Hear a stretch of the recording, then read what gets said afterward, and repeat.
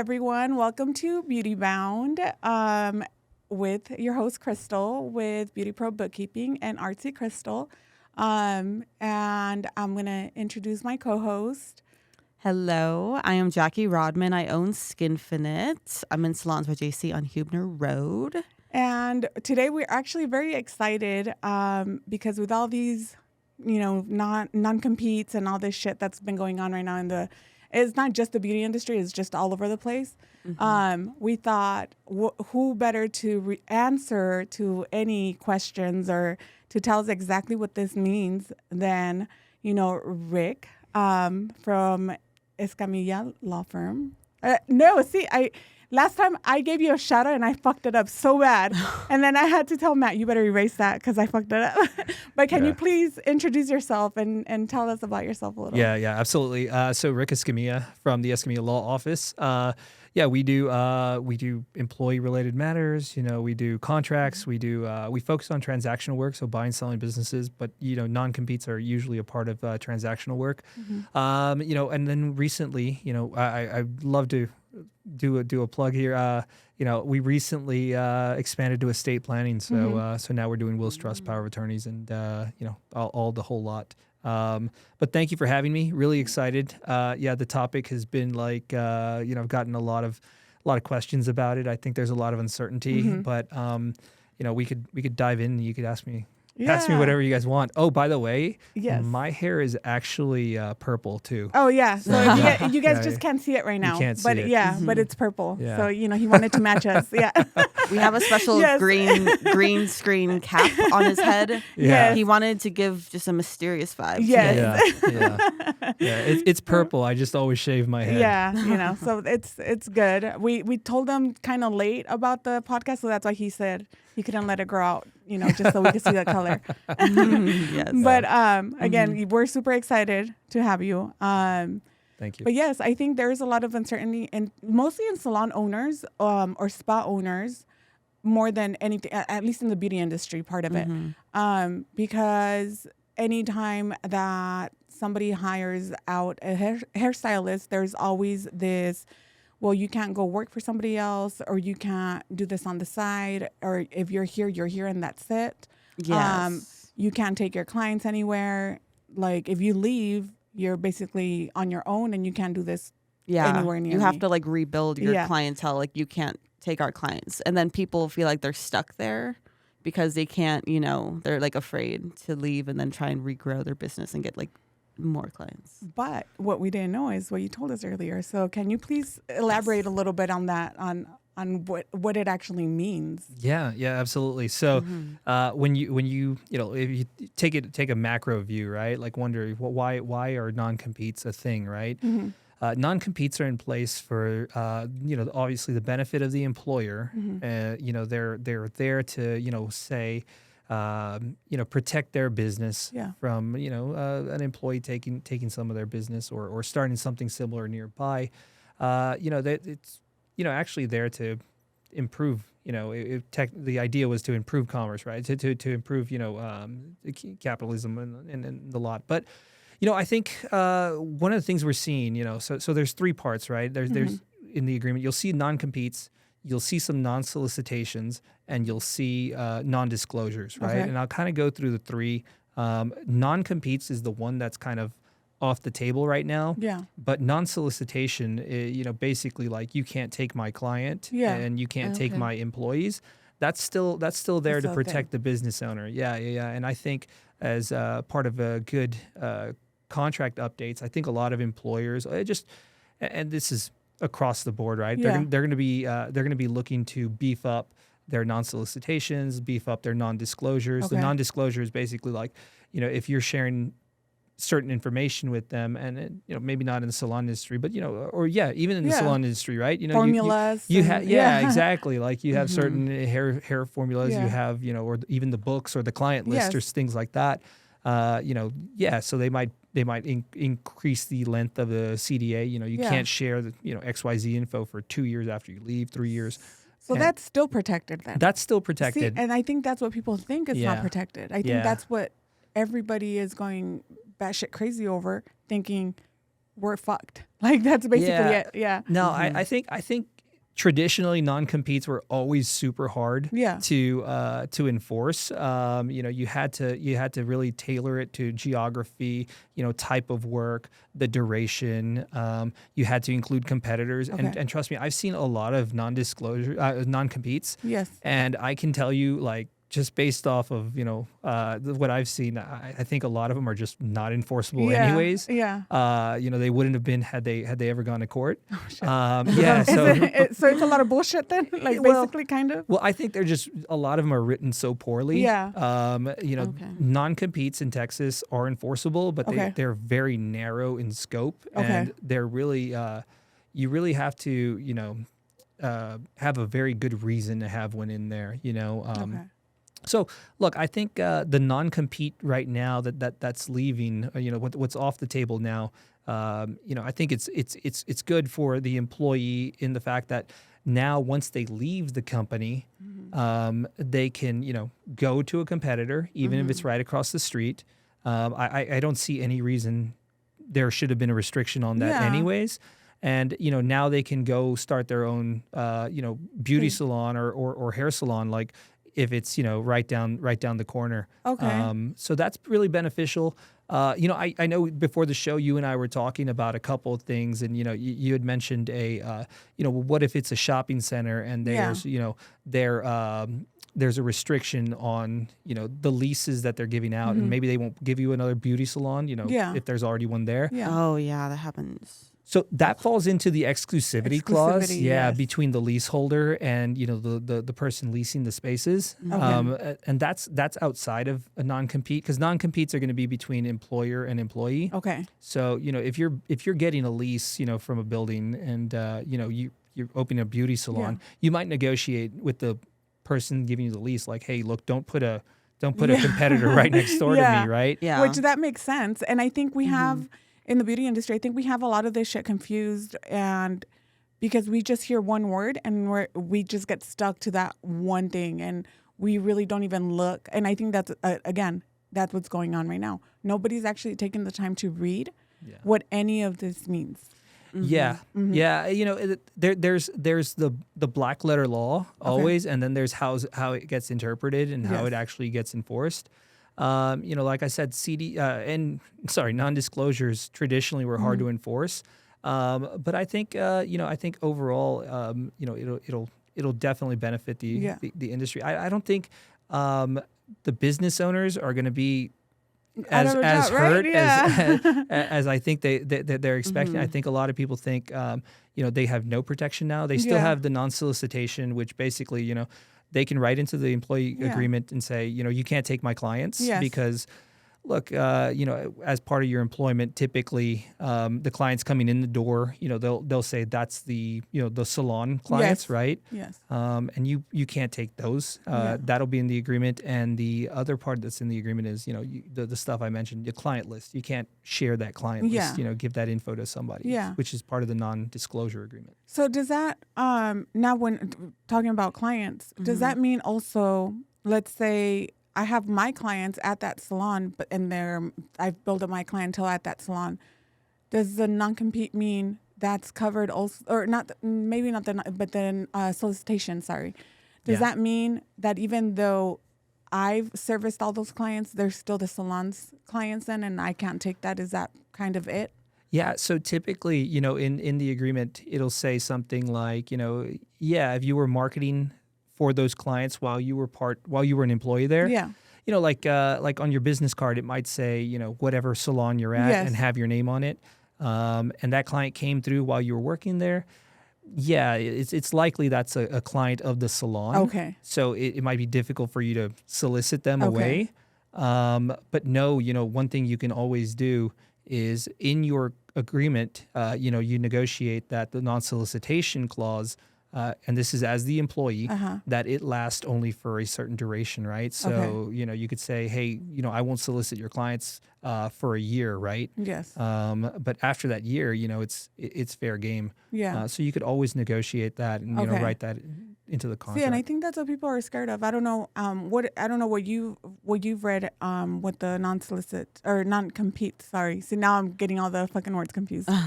But I know you obviously you love the topic.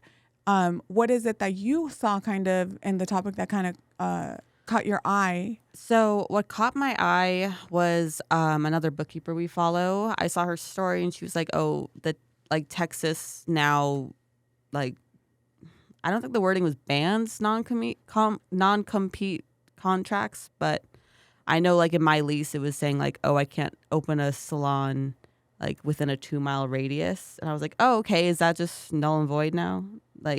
Because of the So I think that's the part that he says that is void. Now, if you want to open up, if you stop working where you're at and you want to go open up your own studio or own salon somewhere that's within 2 miles, now you can. Yeah. Right? Yeah.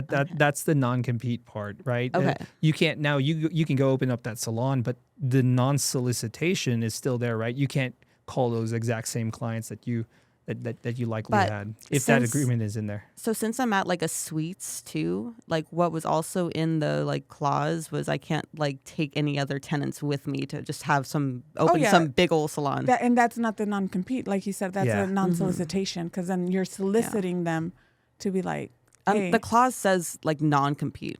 And then it lists that though. Yeah, and that's what I'm saying. I think that's what he means. That it goes back to all this being poorly drafted. Poorly drafted. Yeah. Just I mean, so much of this. So many times, I see agreements where they roll up the non-compete, they roll up the non-solicitation, they roll up the non-disclosure, all into one. And if they write it correctly, great. But I see some poorly drafted documents, and the non-solicitation. I know I mentioned the non-solicitation of clients. But the other half, the other side of that coin is the non-solicitation of employees. Okay. Yeah. I should have had you look at my last contract. Yeah. Oh, her last contract was all kinds of fucked up, though. Yeah, it's funny. I tell people, you pay for legal advice, before you sign the contract or after the contract's broken. But it's expensive on the backside. More expensive on the backside. Yeah, it's always, and I think that's one thing. If you could recommend something to someone who's just starting out, and not just in the beauty industry, because I think this is for any business who is just starting out and opening up a business. And they are leaving maybe their previous job. What are the things that they should look for in a contract or in a non-compete or, any of those? What would be your advice to somebody who's wanting to start? Who's starting out, looking to start their own business? Yeah, I would say, look, make sure you properly form your company. Make sure that, you have the operating agreement, if it's an LLC, the, minutes of organization. Make sure you have kind of all of the red tape, make sure it's all done correctly. And then I would say, make sure you have a mentor, somebody you can go ask questions to, who's kind of been in your shoes, been there, done that, who's already stepped in the potholes. That way they tell you how to avoid them, right? And then look, I think you should have your CPA, bookkeeper, CPAs, an attorney, and talk to your advisors. You have maybe a banker as well, and an insurance agent, right? Because you definitely don't. You don't want to get caught out with without insurance. Because the business entity that you form, you form your LLC. That LLC protects your personal, shields your personal assets, right? Because it's a separate entity. But what protects your LLC, right? And that's the insurance policy. Okay. So just making sure you have kind of all of your ducks in a row, everything's properly formed. It's one of those things where, if nothing ever happens, you're like, oh man, I spent a lot of money on getting everything done. But if something does happen, you're really thankful that you did it the right way. And it's true. I think that's one thing that I always tell any of my clients, or just even on the podcast, we always mention LLCs. Get your formation in place no matter what. Yeah. I think everybody's either afraid to step out on their own, and a lot of people is because of this non-disclosure or non-compete.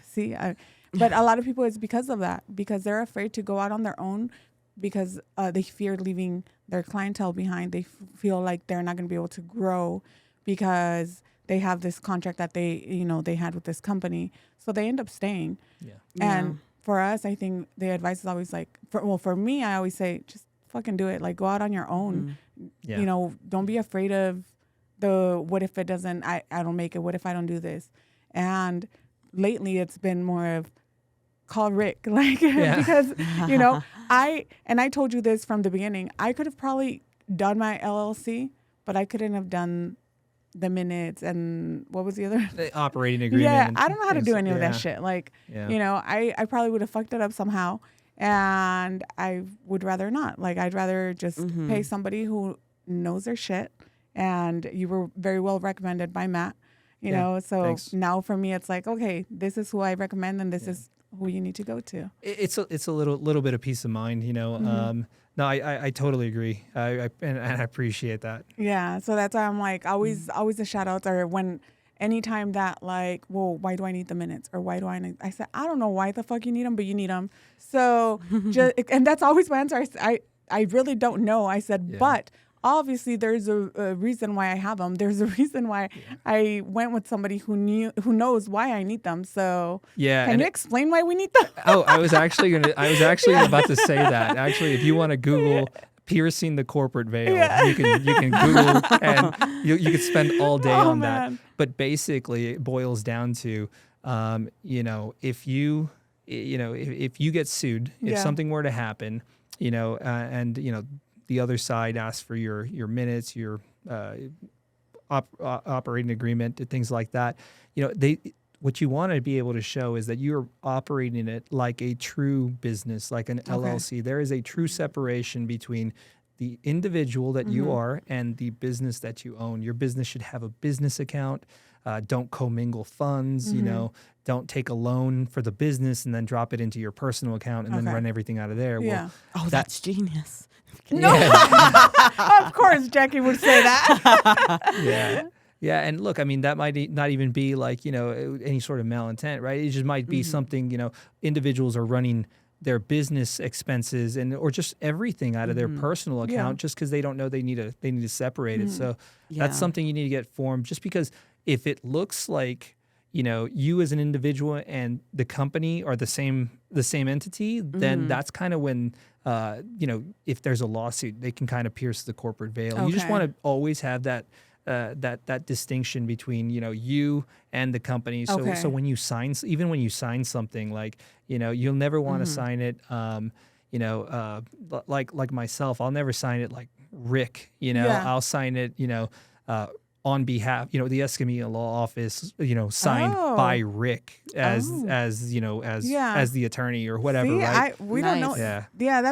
That's why I'm like, besides, you know, the non-compete, like, this is why I was so excited to have you, because I know there's so many things that we don't know. Yes. And not just as beauty industry professionals, but I think for the most part, beauty industry professionals, we don't know exactly how to run a business. We don't know exactly what it is that you need, and all these legal things that we just kind of like put it to the side because it's out of sight, out of mind. Or they keep sneaking up out of nowhere. You're like, what's this? What's franchise tax? Like, do I need to pay that? That's definitely a CPA question. Yeah, and you know, but yes. Yeah. So when she came at me with that, I was like, I don't know. Like, I don't know what the hell this is, but we'll figure it out. And, you know, I figured it out. But it's all these little things that we don't know. So for the legal aspect of it. And it's not just the beauty. I mean, I would say, like, just across the board, one of the things that, you know, we like to do is as a law office, you know, Escamilla law office, we like to educate. And, you know, kind of, we do a lot of workshops, whether they're through a chamber of commerce or like a university here in town. We do a lot of workshops to educate and just let business owners know of, like, the speed bump. Sometimes it's just good knowing, you know, what the speed bump or what where the pothole is. You know, it's just, you know, sometimes you don't know what you don't know. Yeah, and, you know, just, you know, doing workshops, we find it really rewarding. Yeah, that's good. And where do you normally do your workshops? Because I do see that you've had a few events here at Venture X. Yeah, Venture X. We've done some through UTSA SBDC. We've done some through Hispanic Chamber, Bernie Chamber, a bunch of a bunch of local organizations, and we find it really helpful giving back to the community. We think it's the right thing to do.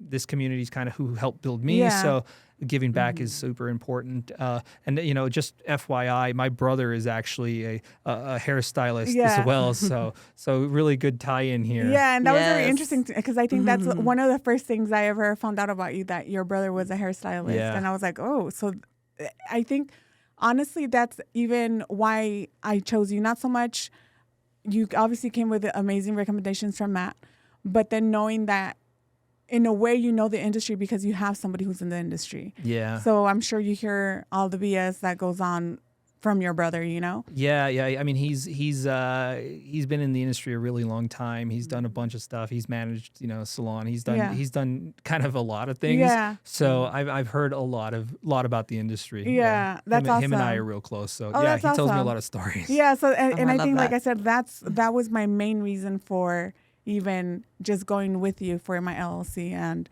like I said, even now for my daughters, like I want them to come through you. Yeah. Because I feel like there's so much information, and I have been looking into your events, but what's your next event that's coming up, your workshop? Yeah, actually, Monday, I think, I don't know what it is, May, not, I don't know, whatever it is, right? This coming Monday, the 6th, we have a workshop with UTSA SBDC where we're going to be talking about what you need to do to prepare to sell a business, right? So I mentioned one of our focus is transactional work, so buying and selling businesses. This workshop is going to be specifically about, as a seller of a business, how do you maximize your value, good negotiating tactics, and just things you should be considered about as a seller, right? Okay. So those are going to be, I think it's really important to educate, the individuals selling their business. Yeah. I think there's going to be a lot of people selling businesses here soon, just because of, as, interest rates start to go down, capital becomes, more readily available. Yeah. And, as people begin to age and want to sell their businesses, I think there's plenty of opportunities for even in the salon industry where, if you have one salon and it's doing really well, you want to go buy another salon across town. That's actually could be really cool because it's accretive. It's from day one you're already making money because there's probably foot traffic coming in. Maybe it takes you a day or two to change the sign, but you have people coming in because they know it's a hair salon in that area. So so and cool idea. So and this is in the set, and we talked about it before we started too. But in the sales aspect, when you're selling a business, that's when the non-compete does not go away. Yeah, I know we forgot to mention that. No, that's a great point. So the non-competes, while a bunch of them are going away, there are some exceptions. And if you're selling your business, it's to protect the buyer actually. So let's say you are buying somebody's salon business. There might be a non-compete in there that's basically states, you'll sell me the business, and let's just say, I don't know, you pay $500,000 for it. Now they can't go right across the street the day after they finish the sale, take your $500,000 and go open a salon right across the street from you, because it kind of diminishes the value that you paid for it. Yeah. So there's some protections there. That's sneaky. Yeah, it would be really sneaky. Yeah, because it's like, let me take my $500,000 and build something that's exactly the same but different name, and still take my clients. Because I think that's what would end up happening, because they would follow you. They would follow, everything would just go to that person again, Yeah, that's what? Fucked up. That's actually, I'm glad you actually you mentioned that. That's a good point. The non-solicitation. I know you mentioned some individuals they're scared to leave because they're like, oh well, I can't take my clients with me. It's true, you can't solicit them. So think of it as a one-way street. Yeah. You can't reach out to them and say, hey, come over here. But if your marketing reaches them, there's nothing that says, if they decide they want to come to your salon, your new salon, you can't stop them. Okay. See, I didn't know that. Yeah, okay. Go ahead. I was about to say, I think I told you about it last time, but I had gotten a new client that she said, oh, I've been looking for you for a while, from when, I don't know where you went when you left your last location. I'm like, oh, they didn't say where I went or anything, because I know she used to see like someone else that was there. So I was just like, well, I'm glad you somehow found me somewhere. Yeah. And Yeah. see, and I think that's another thing, because you do, I mean, obviously, if you have a hairstylist that you love, you're going to follow them no matter where they go. Yeah. But the yes. business owner is never going to, they're never going to be like, oh, yeah, this is where she's at. Unless they're just nice, and they will, they'll tell you like, oh, this is where she's at. Yeah, That's it. I lost a massage therapist that way. She just left. I don't know where she went. Yeah. But I posted on like multiple like Facebook groups because I didn't You're want like, to. where are you at, bitch? Yeah, I never. I was like, does anyone know where this person went who used to work here? And Nobody, crickets. crickets. They probably thought I was like psychotic, but Yeah. dang Yeah. it. But you're right. The industry is like, people are so loyal to, their hairstylist, their nail person, right? Their things like that. So, I totally imagine, as even though there's non-solicitations that are still going to be in place and in effect, if they know where you went, they're going to follow. Yeah, exactly. So salon owners, don't be afraid. Like, again, the non-competes, like you said, they're written poorly. So actually, if you're trying to do anything that has to do with non-solicitation and NDAs, like contact an attorney, contact him. Like he'll actually tell you and walk you through a contract on how to actually build a right contract that's going to fit not only for you, that's not only going to protect you, but also sometimes you should also look out for your employees, because if you don't look out for your employees, then they're going to want to leave. They're going to want to go somewhere else and see if the grass is greener somewhere else, That's Very a great true. point. Right? Absolutely. We represent, most of our clients are, our clients are usually the employer. So we're on the employer side. Yeah. So we're drafting the contracts, to include those clauses. Yeah. Non-compete, well, not anymore, but the non-solicitation, the non-disclosure. And absolutely. I think you brought up some good points. Yeah. Get them redrafted if you need it. Now. And in don't go hindsight. online. Please don't go online. You'll find a lot of bullshit on there. Not only that, I think we have, each state maybe has their own rules, right? Yeah. So Yes. if you go online, what you're going to find is a generic for... And sometimes you have to look at when like the article is written, because what if it's like before a new law was passed? You know what I mean? And you're just thinking, oh, this is what it is, but it's not. It was changed. Yeah. Yeah. So can you please tell us again where they can find you? Yeah. Because I know, so this fun fact, Rick actually does not get on social media at all. And he's young, and you would think, so we're about the same age. So that's why I'm saying he's young, because I'm older than him. So we're very young. But, he doesn't get on social media or anything, but he does have social media handles. He has a website. So can you please tell us a little bit of where they could find you? Obviously, where your next workshop is at, and how they could sign up for all of this. Yeah, absolutely. So the Escamilla Law Office, we have social media handles the same, Escamilla Law Office. Okay. I think our website is escamillalaw.office.com. And you can find us at, our next event is coming up with UTSA SBDC, like you mentioned, on the 6th. I forgot what Monday was, but yeah, it's to discuss, selling a business. Okay. So any pointers that if anyone needs any pointers, it's a free workshop. You registered through UTSA SBDC, and you'll get some really cool info on how to prepare for a sale. And if they need to book an appointment for an LLC or to do any kind of business formation, do they just go on your website? Yeah, feel free to get on our website, or you could email us at info@escamillalawoffice.com, or dial us at 210-997-0025. So there you have it, guys. Love it. So get your shit together. Stop fucking looking for shit all over the internet, and just come to, your local person, your local attorney, Rick, and he'll take care of you. And again, thank you so much for being a part of Beauty Bound. Yeah. We're so excited, and we're happy that you're here. Yes. So hopefully, anytime there's another or just anything. Like we could have you on again and get more information over different things. Another attorney topic, I a know. legal topic. Legal topic. I keep I wanting to know. learn new legal topics. Yeah. But yeah, thank you so much. And thank you guys. I hope you guys have a wonderful week. Bye. Bye, guys. Thanks.